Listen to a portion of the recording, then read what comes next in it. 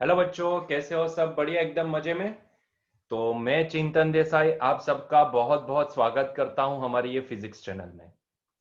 तो बच्चों, आज हम डिस्कस करने वाले हैं what is average speed and what is average velocity. लेकिन उससे पहले हम पोजीशन वर्सेस टाइम के ग्राफ की यहाँ पे बात कर लेते हैं। बच्चों, ये एक ऐसा ग्राफ होता है, पोजीशन वर्सेस टाइम वाला ग्राफ। वो ऐसा ग्राफ होता है कि वो पूरी ऑब्जेक्ट की मोशन को रिप्रेजेंट करता है।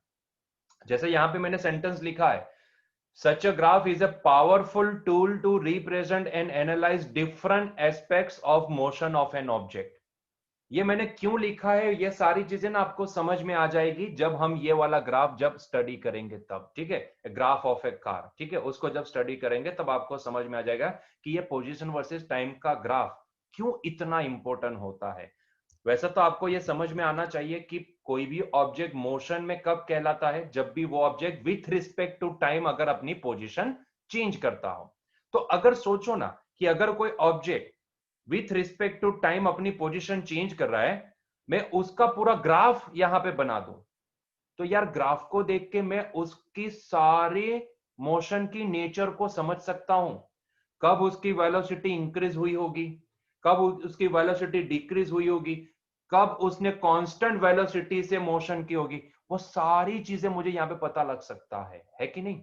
तो इसीलिए पोजीशन वर्सेस टाइम का प्लॉट किया जाता है। बहुत ही इंपॉर्टेंट प्लॉट होता है पोजीशन वर्सेस टाइम का, क्योंकि आफ्टर ऑल किसी ऑब्जेक्ट की मोशन को समझने के लिए अगर हमें उसकी मोशन को रिप्रेजेंट करने वाला पोजीशन वर्सेस टाइम का ग्राफ हमारे सामने आ जाए, तो पूरा नेचर हम यहां पे समझ सकते हैं। यस और नो? जैसे कि मान लो कि कोई ऑब्जेक्ट स्टेशनरी है।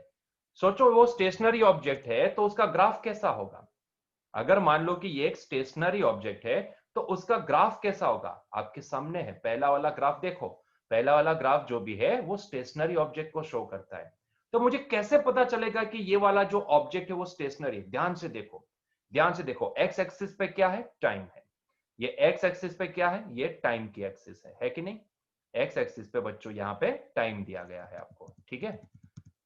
मैं इसको थोड़ा पॉइंटर छोटा कर देता हूं। सो एक्स एक्सिस पे हमें दिया गया है यहां पे टाइम, एंड वाई एक्सिस पे हमें पोजीशन दी गई है। यस और नो? अभी ध्यान से देखो बच्चों, कैसे मुझे पता चलेगा कि वो ऑब्जेक्ट स्टेडी है। ध्यान से देखो, जब मैंने 10 सेकंड पे ऑब्जर्व किया तो बच्चों 10 सेकंड पे मुझे उस ऑब्जेक्ट की पोजीशन क्या नजर आई? 40 मीटर, मीटर में है ना, 40 मीटर। जब मैंने 20 सेकंड पे ऑब्जर्व किया तो तब भी मुझे उसकी पोजीशन क्या नजर आई? 40 मीटर। अरे 30 सेकंड पे जब ऑब्जर्व किया तब भी मुझे उसकी पोजीशन क्या नजर आई? 40 मीटर। तो इसका मतलब यह होता है कि जैसे जैसे टाइम आगे बढ़ रहा है, पोजीशन तो चेंज ही नहीं हो रही है। यस और नो? पोजीशन तो ऊहे के ऊहे। यस और नो? तो इसका मतलब क्या हुआ कि वो ऑब्जेक्ट टाइम के रिस्पेक्ट में अपनी पोजीशन नहीं चेंज कर रहा है। इसका मतलब यह होता है कि वो ऑब्जेक्ट क्या है? वो ऑब्जेक्ट स्टेडी है, स्टेशनरी ऑब्जेक्ट है कि नहीं? तो पता चला कि नहीं चला? पोजीशन वर्सेस टाइम के प्लॉट से क्या हमें वो ऑब्जेक्ट स्टेडी है कि मोशन में, वो पता चला कि नहीं चला? चला। यस और नो? टाइम के रिस्पेक्ट में अगर पोजीशन में कोई चेंज नहीं आ रहा है तो कहीं ना कहीं वो क्या होगा? स्टेडी ऑब्जेक्ट होगा, है कि नहीं? पॉइंट सिंपल सा है ना। चलिए आगे बढ़ो। मान लो कि कोई ऑब्जेक्ट ना यूनिफॉर्म मोशन कर रहा है। यूनिफॉर्म मोशन का मतलब क्या होता है बच्चों? ध्यान से समझना। यूनिफॉर्म मोशन का मतलब क्या होता है? ध्यान से समझना। हाँ, ये इसको बोला जाता है लीनियर प्लॉट, उसको बाद में लिखते हैं, पहले यूनिफॉर्म मोशन कैसे मुझे पता चलेगा वो आइडेंटिफाई करते हैं। बच्चों मान लो यहां पे भी टाइम वर्सेस मीटर का टाइम वर्सेस पोजीशन का प्लॉट है। बच्चों मान लो मैंने 1 सेकंड जब हुई होगी तब मैंने उसकी पोजीशन नोट डाउन की, तो मुझे पोजीशन मिली लेट से 1 मीटर। कितनी मिली? 1 मीटर। अभी ये एक्सिस 1 मीटर, मीटर की ही है तो मैं यहाँ पे मीटर बार बार नहीं लिखूंगा, मैं यहाँ पे डायरेक्टली लिखूंगा लेट से 1 मीटर। ठीक है। जब मैंने 2 सेकंड पे उसकी पोजीशन ऑब्जर्व की तो बच्चों 2 सेकंड पे भी मुझे उसकी पोजीशन क्या मिली? 2 मीटर। जब मैंने 3 सेकंड पे ऑब्जर्व किया तब मुझे उसकी पोजीशन क्या मिली? तब मुझे उसकी पोजीशन यहां पे दिखी, it is also 3 meter. Yes और नो? तो कहीं ना कहीं आप यहां पे ऑब्जर्व करो, 1 सेकंड में जो पोजीशन उसने अचीव की थी उसके बाद की 1 सेकंड में भी उसने इतना ही मीटर डिस्प्लेसमेंट किया। ये सुनो, चेक करो, यहां पे टाइम भी 1 सेकंड इंक्रीमेंट हुआ और पोजीशन भी 1 मीटर इंक्रीज हुई। टाइम भी यहां पे 2 से 3, टाइम भी 1 सेकंड इंक्रीज हुआ, पोजीशन भी 1 मीटर इंक्रीज हुई। मतलब कि कहीं ना कहीं यहां पे आपको ऐसा नहीं लगता कि ये कुछ यूनिफॉर्म है? यस और नो? 1 सेकंड में, यहां पे देखो, ये 1 सेकंड के इंटरवल में ये ऑब्जेक्ट कितना डिस्टेंस काट रहा है? 1 मीटर। 1 सेकंड के इंटरवल में 1 मीटर डिस्टेंस काट रहा है। यस और नो? तो इसका मतलब यह हुआ कि मैं यहां से प्रेडिक्शन लगा सकता हूं, 5 सेकंड के बाद वो ऑब्जेक्ट कहां पे पहुंचा होगा? 5 मीटर पे। 10 सेकंड के बाद 10 मीटर पे, क्योंकि ये यूनिफॉर्म है, ये प्लॉट यूनिफॉर्म है, इसी को तो यूनिफॉर्म मोशन बोला जाता है। अगर मैं इसको लिखना चाहूं, इसकी स्पीड या वेलोसिटी को लिखना चाहूं, तो मैं क्या लिख सकता हूं?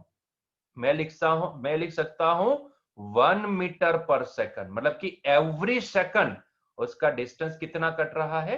1 मीटर का। इसीलिए मैं इसको बोल सकता हूं it is a constant velocity वाली मोशन, या फिर बोल सकते हो यूनिफॉर्म मोशन। क्लियर हुआ ये पॉइंट? यस और नो? क्योंकि particular fix interval of time में फिक्स डिस्टेंस कट रहा है। यहां पे देखो, 1 सेकंड के इंटरवल में 1 मीटर डिस्टेंस कट रहा है। यहां पे भी 2 से 3, 1 सेकंड का इंटरवल, तो डिस्टेंस भी कितना कटेगा? 2 से 3, मतलब कि 1 मीटर का डिस्टेंस। इसको बोला जाता है यूनिफॉर्म मोशन। यस और नो? और यूनिफॉर्म मोशन जब भी होती है ना, तो यूनिफॉर्म मोशन में आप एक चीज मार्क कीजिएगा कि उसकी वेलोसिटी कांस्टेंट होती है। ठीक है? इसीलिए कांस्टेंट वेलोसिटी वाली मोशन भी इसको बोला जाता है। तो बच्चों, ये चाहे कांस्टेंट वेलोसिटी वाली मोशन बोलो या फिर यूनिफॉर्म मोशन बोलो, जब भी यूनिफॉर्म मोशन की बात आती है, कांस्टेंट वेलोसिटी वाली मोशन बोल दो उसको, तब ना उसका प्लॉट कैसा आता है? देखो ध्यान से, ये वाले प्लॉट को मैं क्या बोलता हूं? स्ट्रेट लाइन या फिर लीनियर प्लॉट। इसको मैं क्या बोलूंगा? Linear plot. ठीक है? तो इसका प्लॉट कैसा आएगा? लीनियर प्लॉट आएगा। ठीक है? ये प्लॉट लीनियर होगा। क्लियर हुआ? यस और नो? तो कहीं ना कहीं पोजीशन वर्सेस टाइम से क्या हमें उसका मोशन का नेचर नहीं पता चला? सोचो, मैंने कैसे यहां पे प्रेडिक्ट कर दिया कि भैया ये यूनिफॉर्म मोशन है? क्योंकि मैंने यही ग्राफ से ही तो देखा कि जितने इंटरवल में यहां पे ये पहले डिस्टेंस कट रहा था, उसके बाद भी उतने इंटरवल में उतना ही डिस्टेंस कट रहा है। यस और नो? तो कहीं ना कहीं ये एक यूनिफॉर्म वाली मोशन है, तो मुझे वो ग्राफ से पता चला। इसीलिए पोजीशन वर्सेस टाइम का प्लॉट बहुत ही इंपॉर्टेंट होता है। समझ रहे हो? बहुत ही इंपॉर्टेंट होता है। यस और नो? इसी से तो पता चलता है हमें कि भैया उसकी मोशन कैसी है, यूनिफॉर्म है, नॉन यूनिफॉर्म है। नॉन यूनिफॉर्म मतलब कि एक्सेलरेशन वाली है, कांस्टेंट वेलोसिटी वाली है, या खुद वो स्टेशनरी है। वो सारी चीजें ग्राफ से ही पता चल जाती है। यस और नो? जैसे कि मान लो कि एक कार की पूरी मोशन को यहां पे कंसीडर करें, ध्यान से देखना, पूरी कार की मोशन को कंसीडर करें, ग्राफ भी देखते जाओ और यहां पे मैंने लिखा है उसको भी देखते जाओ। मोशन ऑफ कार देखो, let us consider the motion of a car that starts from the rest at t is equals to 0 second. ठीक है? मतलब कि एक कार है जो 0 सेकंड से अपनी जर्नी स्टार्ट कर रही है। ग्राफ में देखते जाओ। ठीक है? the origin O and picks up speed till t is equals to 10 second. मतलब कि वो ओरिजिन से स्टार्ट करके 10 सेकंड तक उसकी स्पीड इंक्रीज हो रही है। ठीक है? ओरिजिन से स्टार्ट करके 10 सेकंड तक उसकी स्पीड इंक्रीज हो रही है। मतलब कि यहां से 10 सेकंड तक तो अभी क्या हो रहा है? उसकी स्पीड इंक्रीज हो रही है। ठीक है? यहां तक उसकी स्पीड इंक्रीज हो रही है। बहुत अच्छा, चलो। and thereafter moves with a uniform speed till t is equals to 18 second. मतलब कि 18 सेकंड तक उसकी स्पीड क्या रहती है? कांस्टेंट रहती है। यस ना? यूनिफॉर्म वाली मोशन 10 से लेके 18 के बीच में उसकी स्पीड क्या रह रही है? यूनिफॉर्म रह रही है। ठीक है? then the brakes are applied and the car stops at t is equals to 20 second at x is equals to 296 meter. मतलब कि 20 सेकंड के बाद वो कार ना कोई डिस्प्लेसमेंट नहीं करे, कार स्टॉप हो जा रही है। ठीक है? 20 सेकंड के बाद आप देखोगे तो कार स्टॉप हो जाती है। यहां पे कार स्टॉप हो जाती है। ठीक है? इतना डिस्टेंस ट्रैवल करके कार स्टॉप हो जाती है। ठीक है? तो ये तो मैंने सेंटेंस लिखा है, जो भी लिखा है वो मैं यहाँ पे मार्क करता गया। अभी सोचो कि अगर आपको सिर्फ ग्राफ दिया गया होता और ये सेंटेंस नहीं लिखा होता, तो क्या ये सारी चीजें आप प्रेडिक्ट कर पाते? बहुत ही आसानी से कर पाते हैं। कैसे? ध्यान से देखो, ध्यान से देखो। क्या 0 से लेकर 10 सेकंड में आपको ये ग्राफ का नेचर ऐसा कर्व जैसा दिख रहा है? मतलब कि इसकी वेलोसिटी क्या हो रही है, इंक्रीज हो रही है। ठीक है, 0 से 10 सेकंड के बीच का ये कर्व क्या है, ऐसे कर्व कर्व, इसका ग्राफ क्या है, कर्व नेचर वाला, मतलब कि यहाँ पे 0 से 10 सेकंड तक इसकी स्पीड इंक्रीज हो रही है, यस और नो।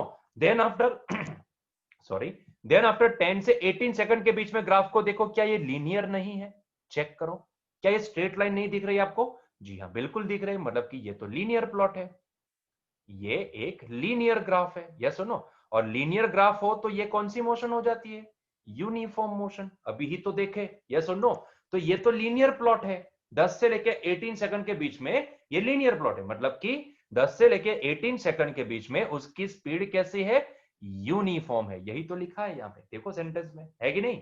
उसके बाद देखो 18 से लेके 20 में क्या हुआ मुझे नहीं पता है, लेकिन उसको मैं प्रेडिक्ट कर सकता हूं, कैसे, क्योंकि 20 के बाद मुझे वो डिस्प्लेसमेंट जीरो नजर, मतलब कि उसकी पोजीशन फिक्स नजर आ रही है। देखो ध्यान से ना, प्लॉट ना कांस्टेंट हो जा रहा है, 20 सेकंड के बाद प्लॉट कांस्टेंट हो जाए। कांस्टेंट का मतलब क्या होता है, देखो कांस्टेंट का मतलब ये वाला पहला प्लॉट देखो, ये कांस्टेंट प्लॉट है, पहला प्लॉट देखो ये कांस्टेंट है, किसके लिए होता है, स्टेशनरी ऑब्जेक्ट, मतलब कि कहीं ना कहीं 20 सेकंड के बाद वो कार ना स्टेशनरी हो गई, मतलब कि वो स्टॉप हो गई होगी, मतलब कि यहां पे आफ्टर 20 सेकंड कार क्या हो गई, स्टॉप हो गई, यस और नो। मान लो कि सेंटेंस मुझे नहीं दिया है, नीचे मोशन पूरी मुझे नहीं दी है, फिर भी मैं ये प्रेडिक्ट कर सका, यस और नो, कि वो कार स्टॉप हो गई होगी।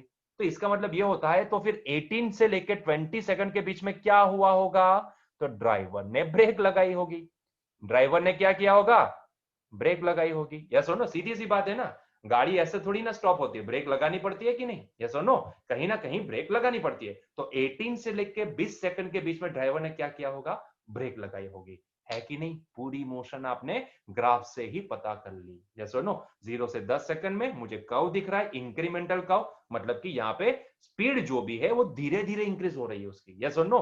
10 सेकंड से 18 सेकंड के बीच में मुझे लीनियर लाइन दिखी, मतलब कि वो मोशन कैसी होनी चाहिए, यूनिफॉर्म मोशन होनी चाहिए। फिर 20 सेकंड के बाद, 18 से लेके 20 को बाद में देखते हैं, पहले 20, फिर 20 सेकंड के बाद मैंने देखा कि भाई उसकी पोजीशन तो कोई चेंज ही नहीं हो रही, कांस्टेंट प्लॉट आ रहा है, मतलब कि वो क्या हो जानी चाहिए, स्टेशनरी ऑब्जेक्ट होनी चाहिए, क्योंकि ये प्लॉट किसका हो सकता है, स्टेशनरी ऑब्जेक्ट का।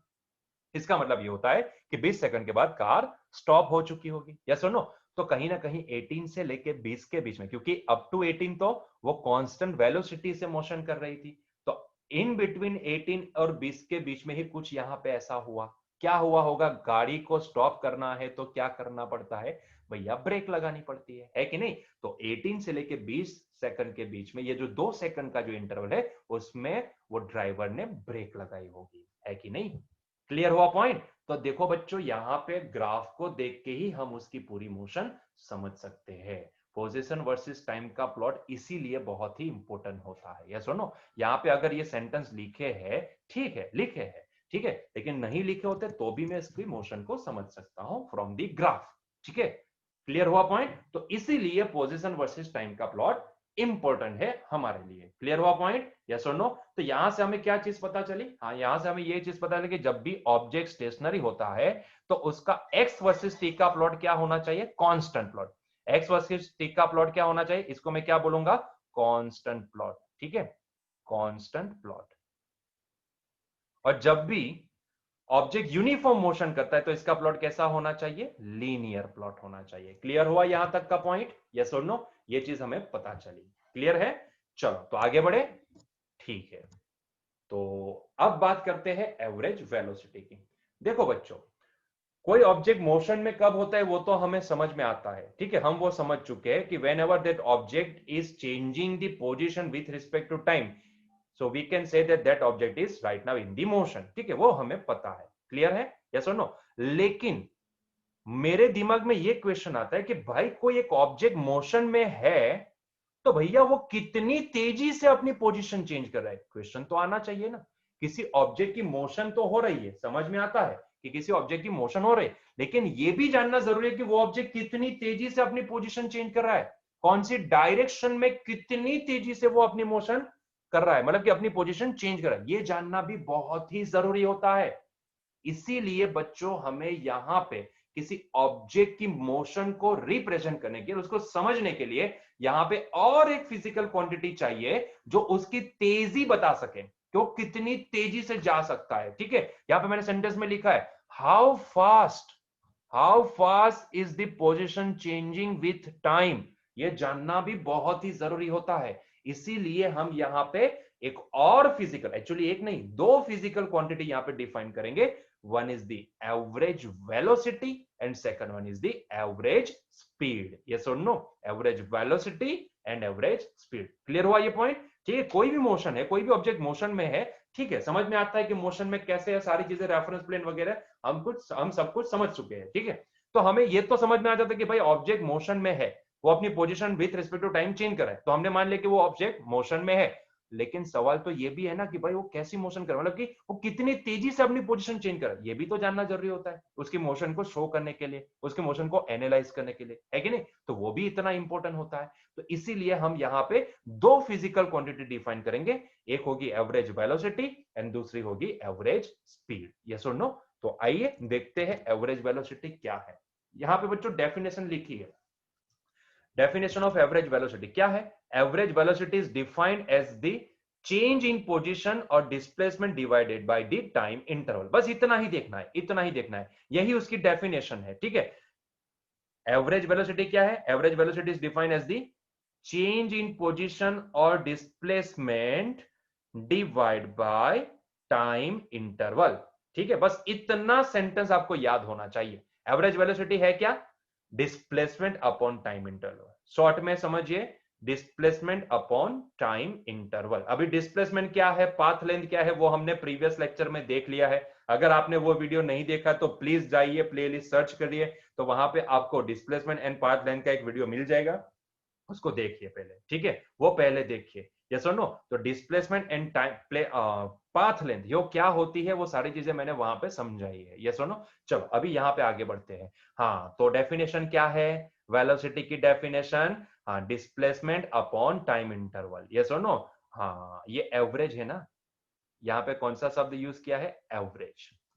एवरेज मतलब कि या तो आप उसको ऐसे डिनोट करो, या फिर आप उसको मीन लगा के ऐसे मीन लिखो, या फिर आप उसको बार से शो करो। या सुनो, एवरेज को बार से भी तो डिनोट किया जा सकता है। तो यहाँ पे हम कौन सा नोटेशन लेंगे? भैया कोई भी नोटेशन ले सकते हो, वो डिपेंड करता है आपके ऊपर। या सुनो, लेकिन हमारी एनसीईआरटी में नोटेशन कौन सा यूज होता है? बार। तो यहाँ पे जब भी एवरेज वेलोसिटी आती है तो उसको यहाँ पे ऊपर बार से शो किया जाता है। ठीक है, तो यहाँ पे bar over the symbol for the velocity, ये क्या दिखाती है? Average quantity. यस और नो? वो क्या दिखाती है? एवरेज वेलोसिटी दिखाती है। तो जब भी वेलोसिटी के ऊपर बार आता है तो इसका मतलब क्या निकलता है? वो कहीं ना कहीं एवरेज वेलोसिटी यहां पे दिखाती है। यस और नो? तो फॉर्मूला बहुत ही सिंपल है, देखो यहां पे वैसे तो लिखा ही है, लेकिन अगर मैं अलग से लिखूं तो वेलोसिटी, एवरेज वेलोसिटी क्या होती है? डिस्प्लेसमेंट। डिस्प्लेसमेंट कैसे डिनोट किया जाता है? डेल्टा एक्स से। ठीक है, divide by time interval. Time interval को कैसे शो ऑफ करते हैं? डेल्टा टी से। अभी आपको पता है वहां पे डिस्प्लेसमेंट का सारी चीजें हमने वहां पे डिस्कस की थी। डिस्प्लेसमेंट क्या होता है? Final position minus initial position, ये होता है डिस्प्लेसमेंट। एंड टाइम इंटरवल क्या होता है? तो final time minus initial time. तो कहीं ना कहीं यही तो फॉर्मूला है, डिस्प्लेसमेंट अपॉन टाइम। अगर मुझे कोई पूछेगा तो मैं क्या याद रखूंगा? Delta x upon delta T, क्योंकि मुझे पता है कि डेल्टा एक्स क्या होता है? Final minus initial. Delta T क्या होता है? Final minus initial. ठीक है, मैंने बोला था ऐसा ही याद रखना है। तो यही तो फॉर्मूला दिया है, यही तो फॉर्मूला यहाँ पे दिया गया है, ध्यान से देखो, यही फॉर्मूला है यहाँ पे, है कि नहीं? चलो तो इसको बॉक्स बना देते हैं। तो हमें यहां से एवरेज वेलोसिटी का फॉर्मूला क्या मिला? एवरेज वेलोसिटी का फॉर्मूला मिला बच्चों, it is delta x upon delta T. मैं ये वाली टर्म नहीं याद रखूंगा, मैं क्या याद रखूंगा? Average velocity is equal to delta x upon delta t. ठीक है, इसको यहाँ पे साइड पे लिख देते हैं, average velocity is equal to delta x upon delta t. ठीक है, तो ये होगा मेरे लिए फॉर्मूला, मैं ये फॉर्मूला को याद रखूंगा। ठीक है, मैं ये फॉर्मूला को याद रखूंगा क्योंकि मुझे पता है डेल्टा एक्स क्या लिखा जाता है। यस और नो? तो इसी को याद रखो।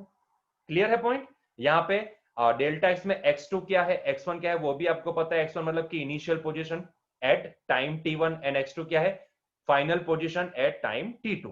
क्लियर है? अच्छा, अगर मैं इसके यूनिट की बात करूं तो बच्चों ये जो डेल्टा एक्स है ना, मतलब कि वो एक डिस्टेंस ही तो होता है, मतलब कि एक डिस्प्लेसमेंट, एक डिस्टेंस ही होता है, मतलब कि एक लेंथ होती है, तो इसको मैं लिखूंगा मीटर। और डिवाइड बाय डेल्टा टी, वो एक टाइम इंटरवल है, वो कैसे मेजर होता है? सेकंड में। किसमें मेजर होता है? सेकंड में। तो बच्चों यहाँ पे देखो एवरेज वेलोसिटी का यूनिट क्या बनेगा, एवरेज वेलोसिटी का यूनिट बनेगा मीटर अपॉन सेकंड। क्लियर है?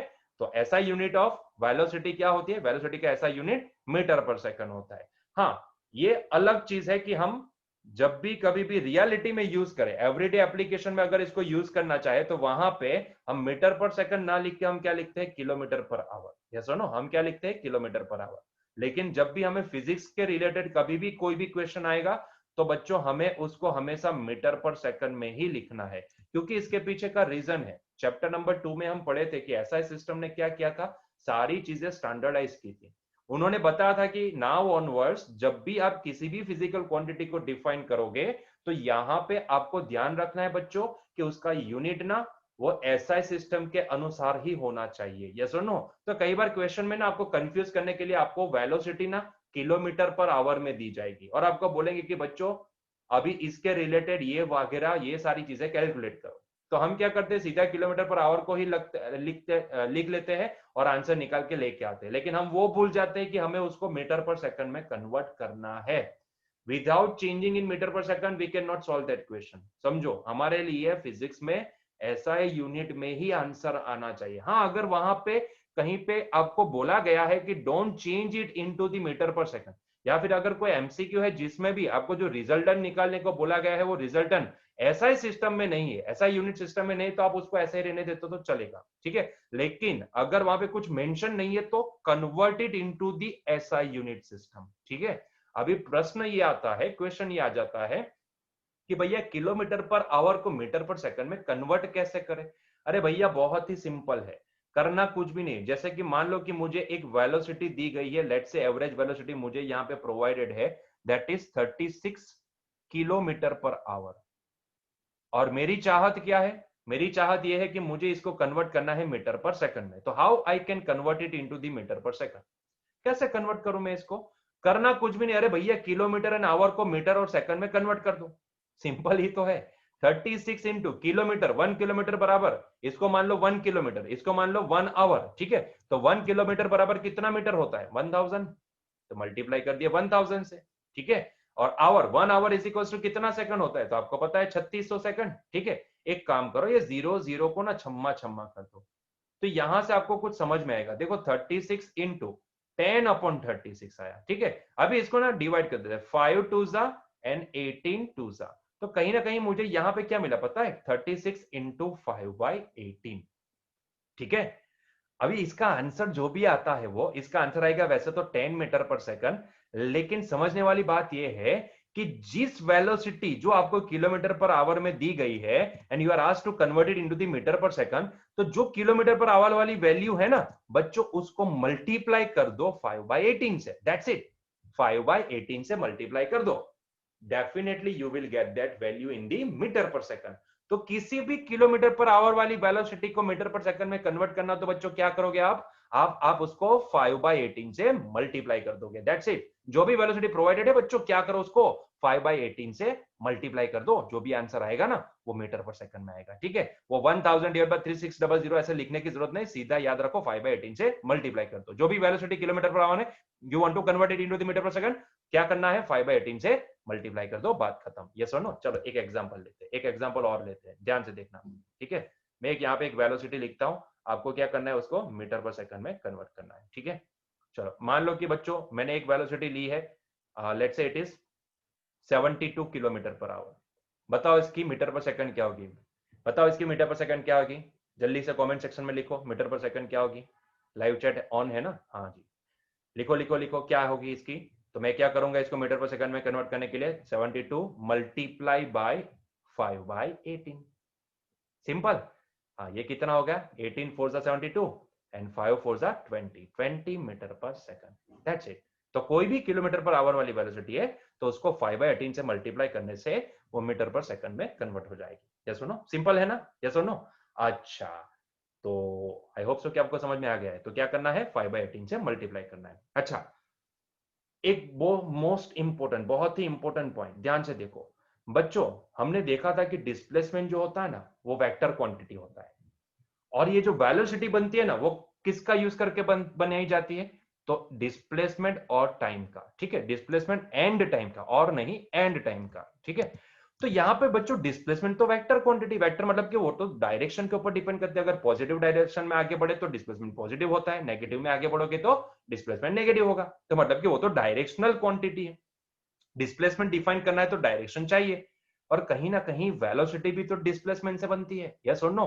भले टाइम वेक्टर ना हो, टाइम के लिए डायरेक्शन मैटर नहीं करती है, यस और नो। कभी भी ऐसा नहीं होता कि किसी का ये वाली डायरेक्शन में टाइम अच्छा चलता है, वो वाली डायरेक्शन में अच्छा नहीं चलता है, ऐसा नहीं होता। टाइम को डायरेक्शन की कोई जरूरत ही नहीं है, यस और नो। लेकिन डिस्प्लेसमेंट को तो है ना, डिस्प्लेसमेंट को डायरेक्शन की जरूरत है, और वेलोसिटी कहीं ना कहीं डिस्प्लेसमेंट से बनती है, इसीलिए वेलोसिटी भी क्या है, वेक्टर क्वांटिटी है। मतलब कि वेलोसिटी को डिफाइन करने के लिए भी हमें डायरेक्शन की जरूरत पड़ेगी, सिर्फ मैग्नीट्यूड से काम नहीं चलेगा, डायरेक्शन ऑल्सो मेंशन करना पड़ेगा, यस और नो। तो एवरेज वेलोसिटी एक वेक्टर क्वांटिटी है। लास्ट वाला पॉइंट समझ में आया, यस और नो।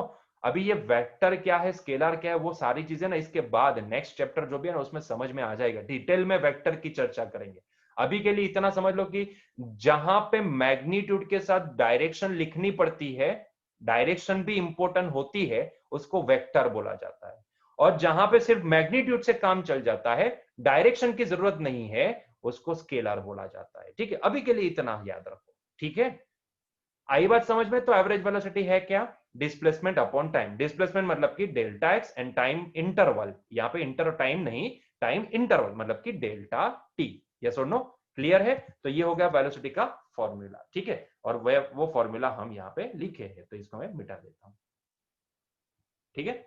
चलिए, तो अभी थोड़ा एक एग्जांपल लेके भी समझ लेते हैं कि वेलोसिटी कैसे निकाली जाती है, ठीक है। एक एग्जांपल लेके भी समझ लेते हैं, यहाँ पे आपके सामने है, दिस इज द एग्जांपल।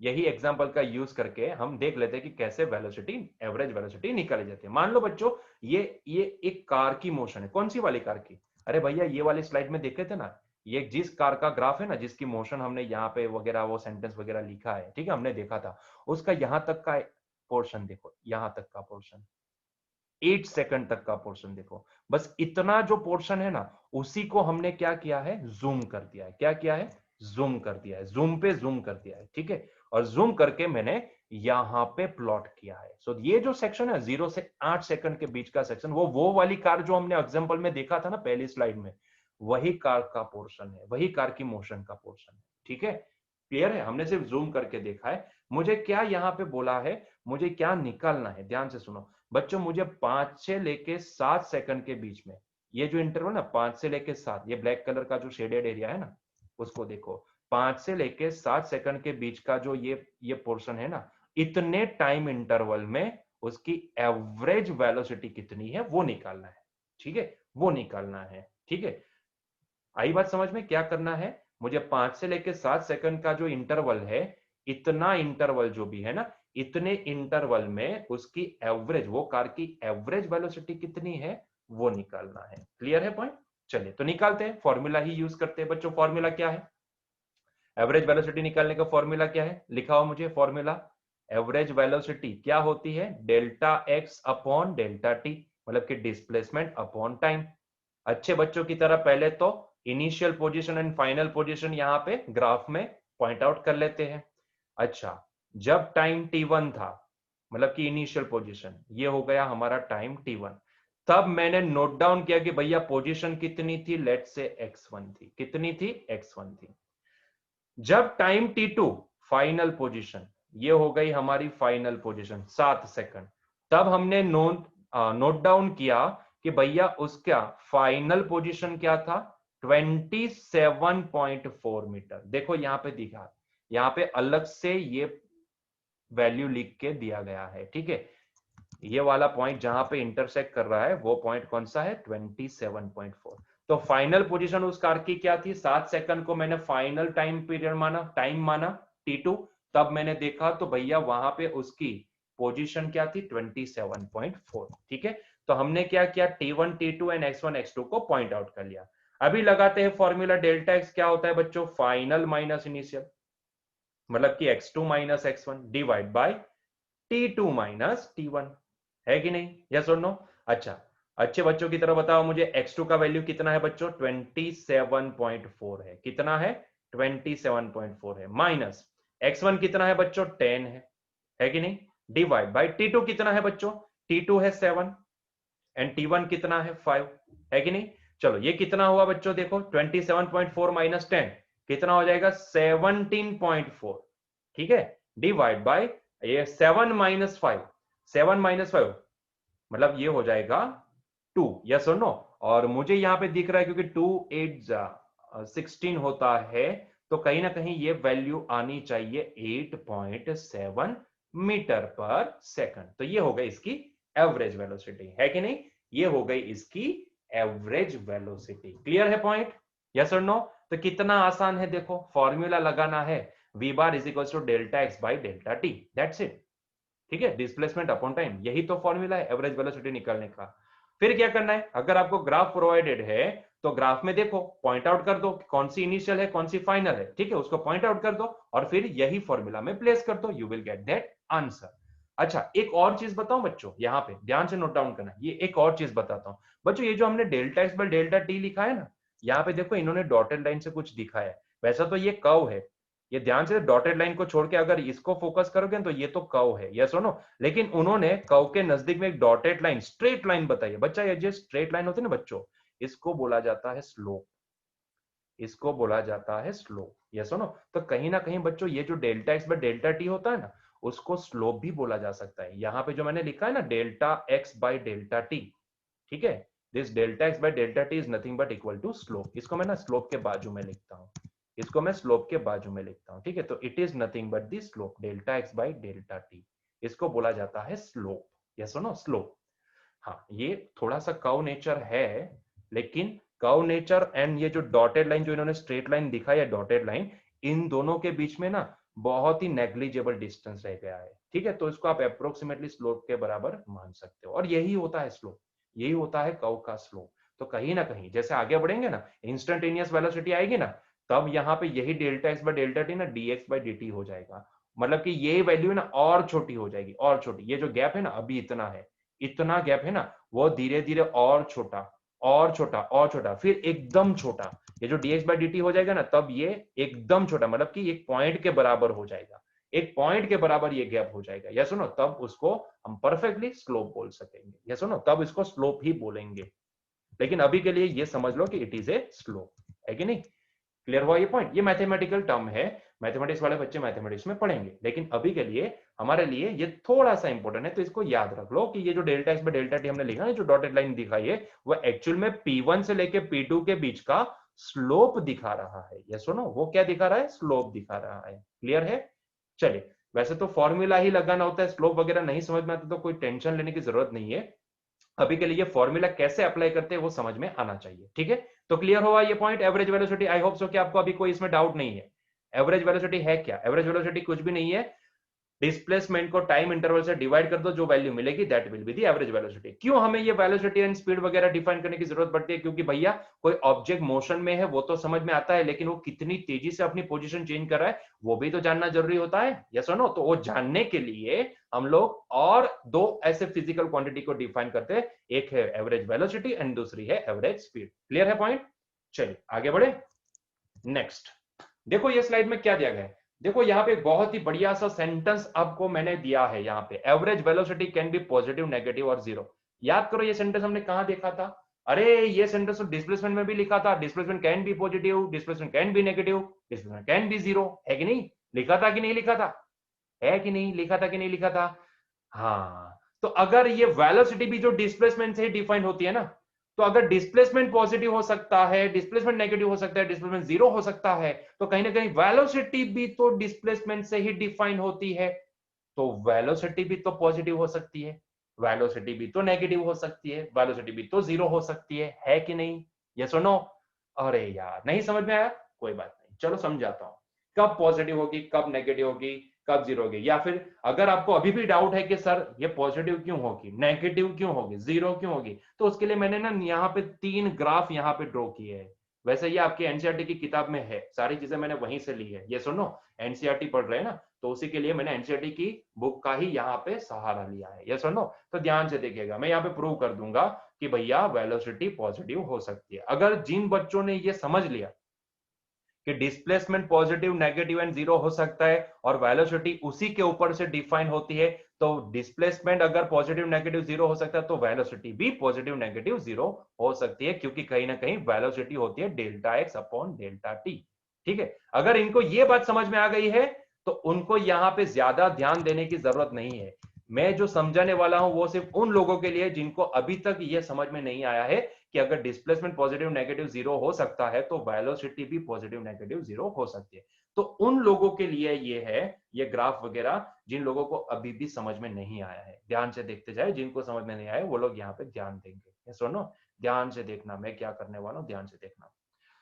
तो बच्चों ये वाला ग्राफ किसके लिए है? पॉजिटिव वेलोसिटी के लिए। ध्यान से देखना ये ग्राफ को। मैं क्या करता हूं, वेलोसिटी का फॉर्मूला लगाने के लिए हमें इनिशियल एंड फाइनल दो पोजीशन चाहिए। तो मैंने ना यहां पे ऑब्जर्वेशन लिया, जब टाइम t1 था ना बच्चों, तब मैंने देखा कि इसकी पोजीशन क्या थी, x1। क्या थी? x1। ठीक है, यहां पे जब बच्चों मैंने टाइम t2 पे उसकी पोजीशन नोट डाउन की, ये टाइम t2 हुआ, तब मुझे उसकी पोजीशन क्या मिली पता है बच्चों? x2 मिली। x2 मिली। ठीक है, यहां पे क्लियरली आपको विजिबल है कि ये वाले केस में x2 ग्रेटर देन x1 है कि नहीं? यस और नो? अभी अगर मैं वेलोसिटी, एवरेज वेलोसिटी का यहां पे फॉर्मूला लगाता हूं तो बच्चों एवरेज वेलोसिटी का फॉर्मूला क्या है? Delta x upon delta t है। This is the formula. What is the value of this delta x? It is x2 minus x1 divide by delta t. Yes और no? है कि नहीं?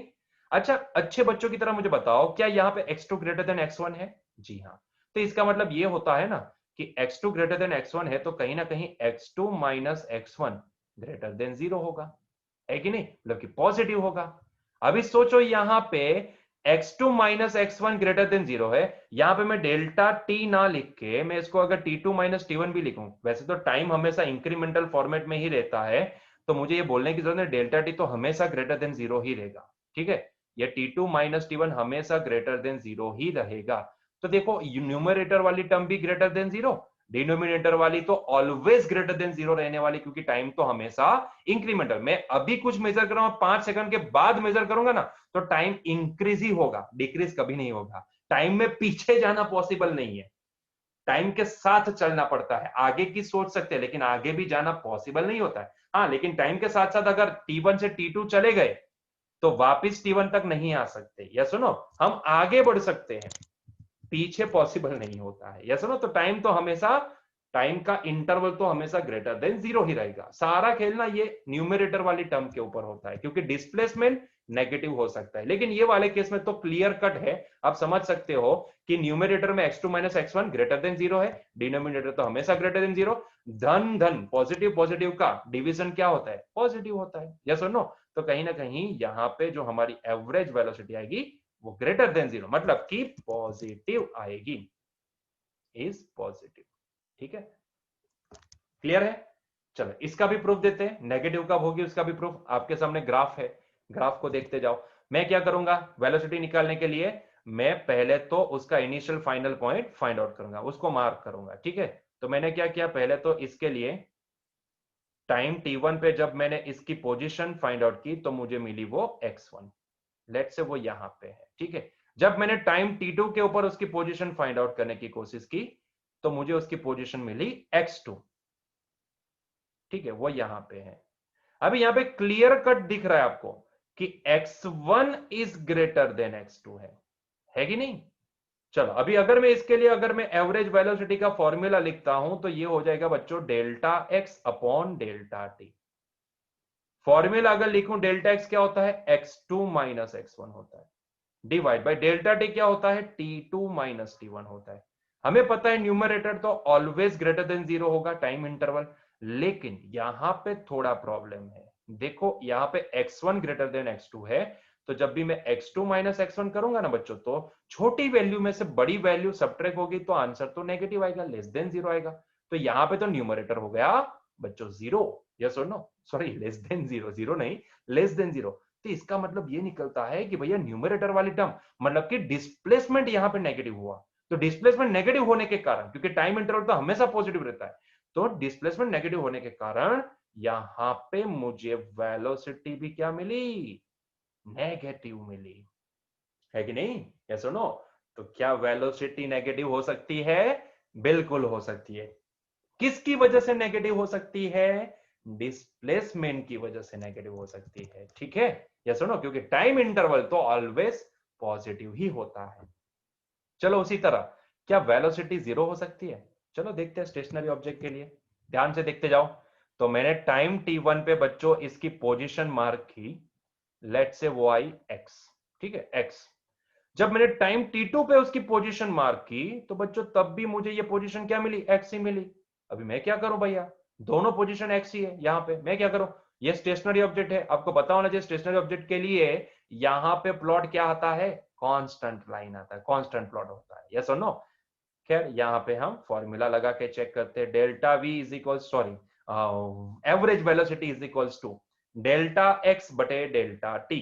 What is the value of delta x? It is x2 minus x1 divide by t2 minus t1। अच्छे बच्चों की तरह मुझे answer दो, x2 कितना है? यहाँ पे x2 है x के बराबर, x1 है x के बराबर, divide by t2 minus t1। बच्चों न्यूमरेटर तो जीरो हो गया, मतलब कि एवरेज वेलोसिटी भी इसकी क्या आएगी? जीरो ही आएगी। यस और नो? क्लियर हुआ पॉइंट, है कि नहीं? तो बच्चों यहां पे दो चीजें हमने आइडेंटिफाई की। पहली चीज फटाक से देखो, average velocity can be positive, can be negative और कैन बी जीरो। यस और नो? ठीक है। और दूसरी चीज, ये पहला पॉइंट था, दूसरा पॉइंट क्या भैया? वो पॉजिटिव नेगेटिव जीरो किसकी वजह से होती है? क्या डिनोमिनेटर वाली टर्म की वजह से? अरे नहीं भैया, डिनोमिनेटर वाली टर्म ना तो कभी जीरो होगी ना तो कभी नेगेटिव होगी। डिनोमिनेटर वाली टर्म तो हमेशा पॉजिटिव रहेगी, हमेशा पॉजिटिव रहेगी, है कि नहीं? डिनोमिनेटर वाली टर्म हमेशा पॉजिटिव रहेगी, वो कभी भी जीरो नहीं होगी, कभी भी नेगेटिव नहीं होगी। तो सारा खेल वेलोसिटी पॉजिटिव नेगेटिव जीरो होने का किसके ऊपर जाता है? डिस्प्लेसमेंट के ऊपर। केस नंबर 1 में देखा, अगर डिस्प्लेसमेंट ग्रेटर देन जीरो है तो वेलोसिटी भी पॉजिटिव है, यस और नो? अगर डिस्प्लेसमेंट नेगेटिव है, केस नंबर 2, तो वेलोसिटी भी नेगेटिव है। अगर डिस्प्लेसमेंट जीरो है, न्यूमरेटर वाली टर्म देखो, तो वेलोसिटी भी जीरो है। तो सारा खेल ना डिस्प्लेसमेंट की वजह से आता है। क्लियर हुआ पॉइंट, है कि नहीं? यस और नो? चलिए, तो उम्मीद करता हूं कि आपको अभी एवरेज वेलोसिटी क्लियर हो चुकी है। यस और नो? क्लियर है? सिंपल सा फॉर्मूला है भैया, सिंपल सा फॉर्मूला है। यस और नो? चलिए, तो एवरेज वेलोसिटी तो देख लिए, क्या एवरेज स्पीड भी तो देख लेते हैं ना यार, उसको क्यों बाकी रखे भाई? चलो उसको भी देख लेते हैं। चलो तो एवरेज स्पीड के ऊपर जाते हैं। तो बच्चों स्पीड से, तेजी से एवरेज स्पीड देखेंगे। बच्चों एवरेज स्पीड क्या होती है? देखो, एवरेज स्पीड की डेफिनेशन देखो, वहां पे क्या था, यहां पे क्या है, कंपैरिजन करते जाना, उसका डिफरेंस भी कई बार पूछा जा सकता है। बच्चों average speed and average velocity का डिफरेंस क्या है? दोनों का डिफरेंस मेंशन करो, ऐसा भी क्वेश्चन आता है, यस और नो? तो आपको पता होना चाहिए कि हमें क्या लिखना है वहां पे, दोनों में डिफरेंस क्या है। इसकी डेफिनेशन देखो क्या बोला है, average speed is defined as the total path length travelled divided by total path length traveled divided by total time interval during which the motion has taken place।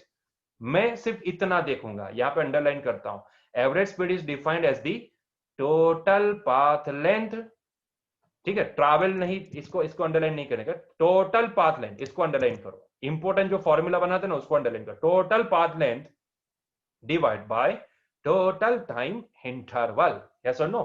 बस ये दो टर्म को आपको याद रखना है। एवरेज स्पीड क्या है? Total path length divide by total time interval, ठीक है? This is the average speed. Sir speed?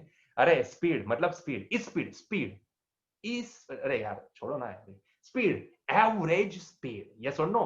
तो एवरेज स्पीड क्या होता है बच्चों? एवरेज स्पीड होती है total path length divide by total time interval. Yes और नो? है कि नहीं? यस और नो? सिंपल सा फॉर्मूला है बच्चों। वहां पे डिस्प्लेसमेंट था, यहां पे क्या है? Path length.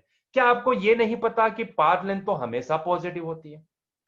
कौन से पाथ को फॉलो कर रहे हो वो मैटर नहीं करता है, कौन सी डायरेक्शन में जा रहे हो वो मैटर नहीं करता है। मैटर क्या करता है? आप टोटल कितना चले, आपने टोटल कितना डिस्टेंस काटा, काटा काटा, यस नो? आपने टोटल डिस्टेंस कितना काटा वो मैटर करता है। जैसे कि आपका स्पीडोमीटर कौन सी डायरेक्शन में व्हीकल लेके जाते हो मैटर नहीं करता है। कभी ऐसा नहीं होता कि घर से बाहर निकले तो मीटर सीधा घूमेगा, और जैसे घर की ओर आते हो तो मीटर उल्टा घूमेगा। अगर ऐसा होता ना तो जब भी घर वापस लौट के आते हो ना तो मीटर 0 ही हो जाता। ऐसा नहीं होता है, यस और नो? हाँ, आप कौन से पाथ पे जा रहे हो मैटर नहीं करता है, कौन सी डायरेक्शन में आगे बढ़ते हो मैटर नहीं करता है। क्या मैटर करता है? जो पाथ आपने फॉलो किया वो पाथ पे आपने कितना डिस्टेंस काटा। तो जाहिर सी बात है, अगर मैं यहां पे मान लो कि यहां से यहां जाता हूं, फिर यहां से यहां जाता हूं, फिर यहां से यहां जाता हूं, मान लो कि ये 2 मीटर है, ये 3 मीटर है, ये 2 मीटर है, ये वाला पॉइंट ए है, मुझे ए से बी जाना था, बी वाला पॉइंट यहां है। तो बताइए कौन सी डायरेक्शन में गए मैटर नहीं करता है, कौन सा पाथ फॉलो किया मैटर नहीं करता है। मैटर क्या करता है? ए से बी जाने के लिए आपने टोटल कितना डिस्टेंस काटा।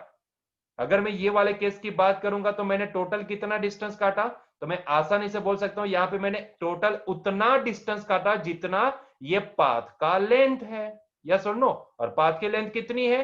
तो यहां से 2 मीटर, फिर यहां से 3 मीटर, और फिर यहां से वापिस 2 मीटर। टोटल पाथ लेंथ कितनी हुई?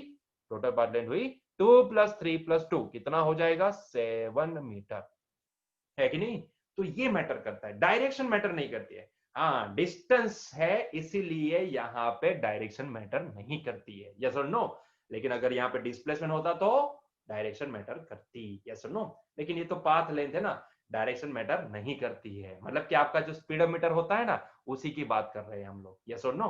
क्लियर है पॉइंट? यस और नो? तो यहाँ पे फॉर्मूला क्या है? सिंपल सा, total path length divide by total time interval. इसको मिटा देते हैं, ठीक है? So this is the our best one formula to find out the average speed.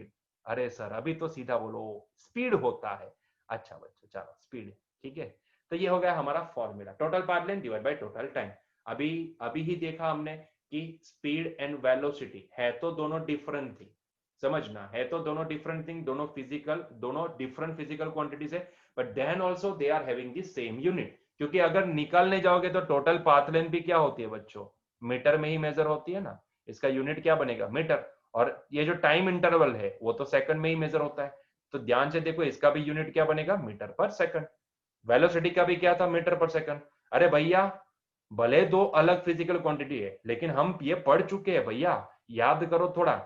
वो चैप्टर नंबर 2 में हमने एक सेंटेंस ये भी बोला था कि फिजिक्स में ऐसी बहुत सारी पेयर अवेलेबल है जो फिजिकल क्वांटिटी अलग हो फिर भी उनके unit and dimensional equation same हो सकते हैं, यस और नो?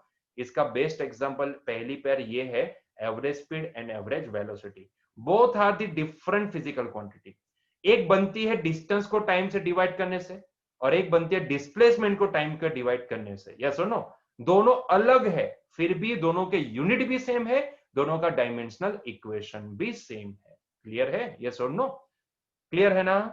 ठीक है। और बहुत ही इंपॉर्टेंट पॉइंट यहां पे, भैया जब भी अगर पाथ लेंथ की बात करते हो तो इसका मतलब ये होता है कि पाथ लेंथ तो हमेशा पॉजिटिव ही होती है, वो कभी नेगेटिव नहीं हो सकती है। कोई भी डायरेक्शन में आगे बढ़ो, कोई भी डायरेक्शन पकड़ लो, पाथ लेंथ हमेशा पॉजिटिव ही होती है। तो यहां पे ये हम बोल सकते हैं it does not tell us in what direction object is moving, thus it is always positive. बात तो सही है ना यहां पे? क्योंकि पाथ लेंथ अगर मेजर करने जाओ तो उसमें ही डायरेक्शन का कोई रिक्वायरमेंट है ही नहीं। कोई भी डायरेक्शन में आगे बढ़ो भाई साहब, कोई भी डायरेक्शन में आगे बढ़ो, आपकी पाथ लेंथ हमेशा इंक्रीमेंट ही होगी, यस और नो? आपका डिस्टेंस जो आप काटोगे वो हमेशा ऐड ही होता जाएगा, वो हमेशा पॉजिटिव ही होती है, यस और नो? तो इसका मतलब ये होता है कि क्योंकि एवरेज स्पीड भी तो कहां से डिफाइन होती है? पाथ लेंथ के ऊपर से। तो अगर पाथ लेंथ में डायरेक्शन की जरूरत नहीं है तो एवरेज स्पीड में भी डायरेक्शन मैटर नहीं करती है, यस और नो? तो इसीलिए एवरेज स्पीड के केस में आप कौन सी, अगर किसी ऑब्जेक्ट की एवरेज स्पीड निकाल रहे हो तो एवरेज स्पीड से हमें वो ऑब्जेक्ट कौन सी डायरेक्शन में मूव होता है ना वो नहीं पता चल सकता है, यस और नो? हाँ, इतना समझ सकते हैं कि वो ऑब्जेक्ट जिस डायरेक्शन में मूव होता है उसकी वजह से उसकी एवरेज स्पीड होगी ना वो पॉजिटिव होगी, यस और नो? वो हमेशा पॉजिटिव होगी। वहां पे ऐसा नहीं था, वहां पे एवरेज वेलोसिटी नेगेटिव भी हो सकती है, जीरो भी हो सकती है, यस और नो? यहाँ पे हमें एवरेज स्पीड हमेशा पॉजिटिव ही मिलेगी, समझ रहे हो? यस और नो? मतलब कि मैं ये बोलूंगा कि क्योंकि path length is a scalar quantity तो average speed also a scalar quantity. यहां पे हमने सेंटेंस लिखा नहीं लेकिन उसको लिख लेते हैं, ठीक है? Average speed, average speed is a scalar quantity, scalar quantity. ठीक है, ये सेंटेंस हमने यहाँ पे ऐड कर दिया। ठीक है, और यहाँ पे बहुत ही इंपॉर्टेंट नोट हमने यहाँ पे लिखे, if the motion of an object is along a straight line and in the same direction the magnitude of displacement is equal to total path length, in that case the magnitude of average velocity is equal to the average speed. Yes और no? क्या average velocity and average speed same हो सकती है? जी बिल्कुल हो सकती है। फिर से क्या average velocity and average speed equal हो सकती है? जी बिल्कुल हो सकती है। कौन से केस में? जब जब जब जब डिस्प्लेसमेंट का magnitude and total path length same हो, वो केस में average velocity and average speed same हो सकती है। ये सुनो, बहुत ही सिंपल पॉइंट है, आप समझ सकते हो। और आपको ये पता है कि कब डिस्प्लेसमेंट एंड डिस्टेंस दोनों सेम होते हैं। कब ये हो सकता है? मान लो कि मुझे यहां पे एक पॉइंट दिया गया है, ध्यान से समझना, एक पॉइंट ए है और यहां पे एक पॉइंट बी है। ए से बी पे जाने के लिए मेरे पास इनफाइनाइट रास्ते हैं, उसमें से एक रास्ता सीधा रास्ता है जिसको हम बोल सकते हैं it is a shortest path. ठीक है, इसको हम डिस्प्लेसमेंट भी बोल सकते हैं, इसको हम डिस्प्लेसमेंट भी बोल सकते हैं। यस और नो? तो जब भी सीधे रास्ते के ऊपर अगर कोई ऑब्जेक्ट मूव हो रहा है, तो इसके लिए जब भी कोई ऑब्जेक्ट ए से बी जा रहा है तो सीधे रास्ते पे जा रहा है, तो इसके लिए आप डिस्प्लेसमेंट बोलो या फिर डिस्टेंस बोलो, ऑब्जेक्ट के द्वारा कटने वाला डिस्टेंस बोलो या फिर डिस्प्लेसमेंट बोलो, दोनों क्या होंगे? ये वाले केस में सेम होंगे। यस और नो? ये वाले केस में डिस्टेंस भी उतना, डिस्प्लेसमेंट भी उतना, क्योंकि वो ऑब्जेक्ट ए से बी सीधा रास्ता, पॉसिबल शॉर्टेस्ट पाथ, मतलब कि सीधा रास्ता फॉलो कर रहा है। यस और नो? तो ऐसे केस में डिस्टेंस एंड डिस्प्लेसमेंट दोनों सेम होंगे।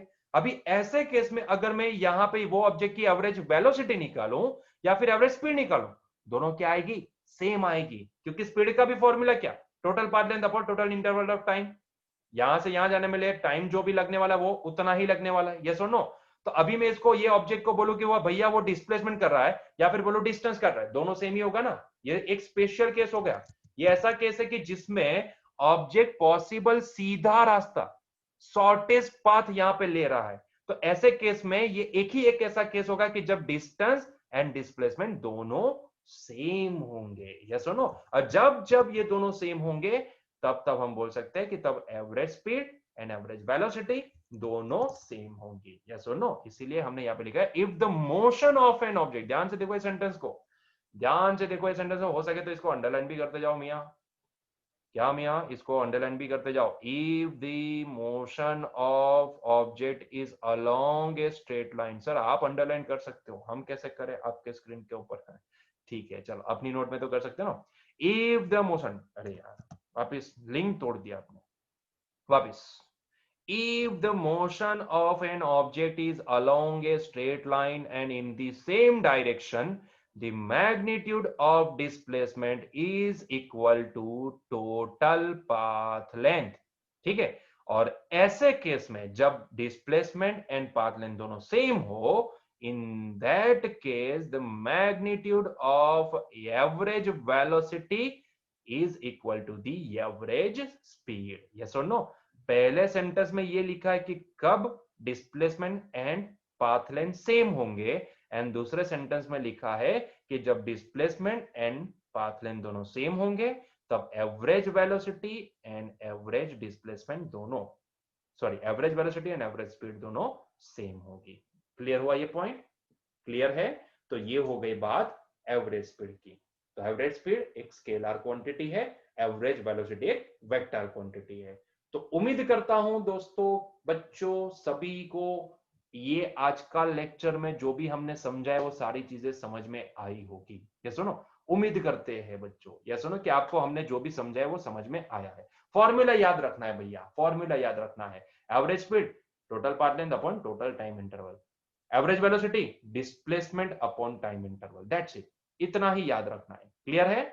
ठीक है, तो उम्मीद करते हैं कि आपको हमारा लेक्चर पसंद आया होगा। अगर बच्चों हमारा लेक्चर पसंद आया तो प्लीज लाइक कर दो, लाइक तो बनता है बच्चों। और अगर आपको हमारा कंटेंट अच्छा लगता है तो प्लीज हमारे चैनल को सब्सक्राइब भी कर दो। वही घिसा पिटा सेंटेंस वापस रिपीट करेंगे। और अगर आपके जैसे कोई आपके फ्रेंड है जो यहाँ पे एनसीईआरटी पढ़ना चाहते हैं, फ्री में पढ़ना चाहिए, यहाँ पे कोई सब्सक्रिप्शन चार्जेस नहीं है, तो प्लीज उनको भी बोलो कि यहाँ पे आए चैनल के ऊपर और सब्सक्राइब कर दे, ताकि उनको यहाँ पे एनसीईआरटी पूरा फ्री में पढ़ने को मिले। यस और नो? तो बच्चों यहाँ पे हमारा आज का लेक्चर एंड करते हैं, मिलते हैं नेक्स्ट लेक्चर में। Till that enjoy your day. अगर कहीं पे कोई डाउट है तो आप कमेंट सेक्शन में हमें बता सकते हो, ठीक है? तो मिलते हैं नेक्स्ट लेक्चर में। Till that enjoy your day. Bye bye.